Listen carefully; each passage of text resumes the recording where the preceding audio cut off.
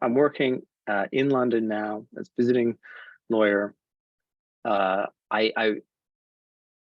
got New South Wales qualified. That's key too.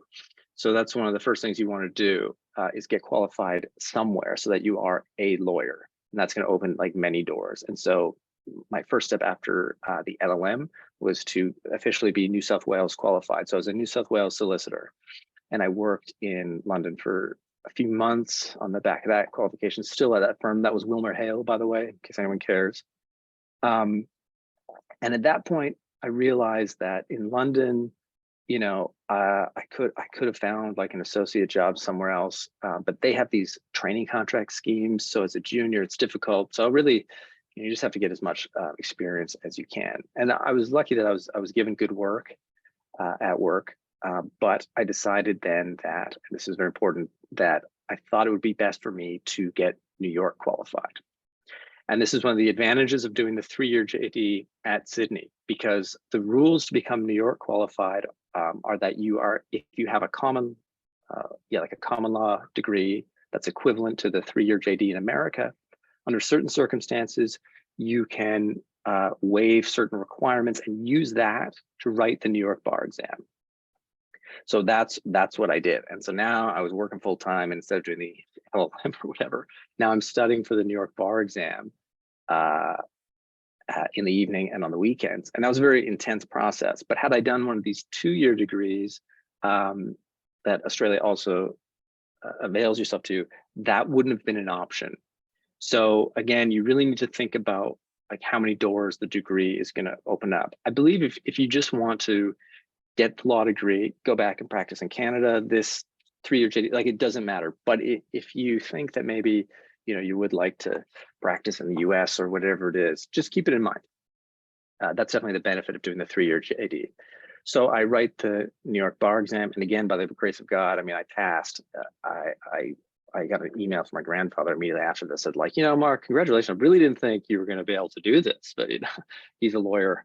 I guess that's how we communicate. So that was like a funny. I'm gonna hang it in my bathroom one day or something like that. I love that email. It's funny. So then I get New York qualified, and then decided that London wasn't going to be forever. My wife actually is half English, half Australian, so we could have stayed, but for personal reasons and professional reasons, America was a lot more attractive. So I got with a recruiter, and I was really lucky that I got a job in New York shortly thereafter, probably about 6 months after I got confirmation that I passed. I got a job at Debevoise and Plimpton in their international arbitration group. And really that job comes as a result of having the educational background that their lawyers do, coupled with the experience that I had working at the big firm, big American firm in London. So it all really comes together. And they happen to have some Australians who were working for them, came through a different path. Also, they had Canadians as well. But the point is they recognized that a degree from the University of Sydney, for example, was something that, was up to their standards. So I did that. And then just to sort of close the loop and finish the story, I worked in New York for about 3 years, basically loved every minute of it. It got locked down for COVID, which was wild. As everyone knows, but sort of being the epicenter was something else. I thought I was going to get laid off. I mean, just when it all went down, everyone was afraid. I'm talking like March 2020, and we got the call like go home, work slowed down, cases got adjourned. I really did think I was going to get laid off. So what I did was I had always wanted to come to Texas. I love Texas. It's like Alberta but hot. People are the same for the most part, and I love Austin. I've been coming here with my wife for years. It's one of our favorite cities. And I knew that there's a very small market here. And there was one firm that always did what I do, international arbitration. And so just for something to do while I was quiet, I transferred over my New York stuff to get Texas qualified. Told the firm that I was doing it for marketing purposes, which is true. I mean, that could have been helpful. And then sat on that for 2 years. And then I got a phone call about actually an in-house job.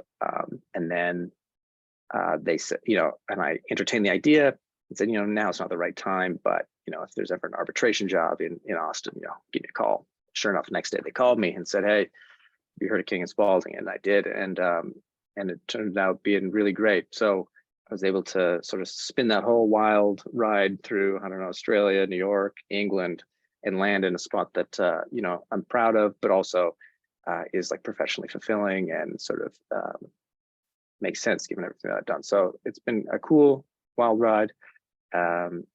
And my time in Australia certainly is what led me here, but really not on its own. It's not simply the qualification down there. Like my point to anybody considering it would be like that you got to be proactive a little bit and think about how it really fits into your career plans generally, and then to be active throughout the process and really make it work for you, because it is odd. I mean, lawyers, you know, Canadian lawyers will look at you initially and say like, you know, why'd you do that or whatever, and you do have to sort of be able to answer those questions and justify what you've done and explain how it's good, and then one day it kind of goes away and it doesn't matter because you'll be in your career doing your thing.